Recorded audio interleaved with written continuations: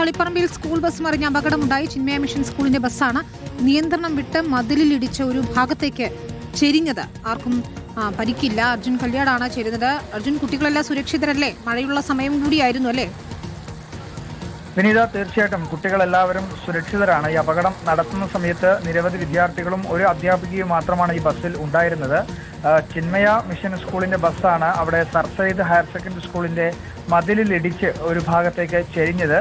അവിടെ ഉടൻ തന്നെ ഈ സർ സയ്യിദ് സ്കൂളിന്റെ ഭാഗത്ത് തന്നെയാണ് ഫയർ സ്റ്റേഷനൊക്കെ ഉള്ളത്.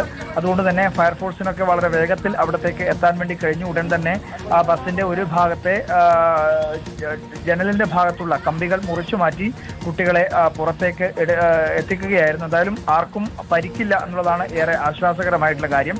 വിനീത സൂചിപ്പിച്ചതുപോലെ തന്നെ ശക്തമായിട്ടുള്ള മഴയാണ് ജില്ലയിൽ പലയിടങ്ങളിലും പെയ്യുന്നത്.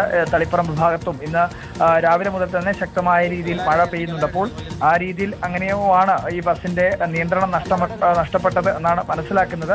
എന്തായാലും ആർക്കും അപകടമില്ല എന്നുള്ളത് ഏറെ ആശ്വാസകരമായ കാര്യമാണ്. എല്ലാ കുട്ടികളും അധ്യാപികയും ഡ്രൈവറും ഒക്കെ വളരെ സുരക്ഷിതമാണ്. വിനീത, ശരി, അതാണ് മഴയുള്ള സമയത്ത് സ്കൂൾ വാഹനങ്ങളൊക്കെ കുറച്ചുകൂടി ജാഗ്രത പാലിക്കണം എന്നതാണ് നമുക്ക് ഓർമ്മിപ്പിക്കാനുള്ളത്. നേരത്തെ നമ്മൾ തിരുവനന്തപുരത്ത് നെയ്യാറ്റിൻകരയിൽ നിന്നൊരു അപകടത്തിന്റെ വാർത്ത റിപ്പോർട്ട് ചെയ്ത് ഇപ്പോഴിതാ കണ്ണൂരിൽ നിന്നും വാർത്ത വരികയാണ്. കുട്ടികളേതായാലും സുരക്ഷിതമായി പുറത്തെത്തിക്കാൻ കഴിഞ്ഞു. ആശ്വാസകരം തന്നെയാണ്.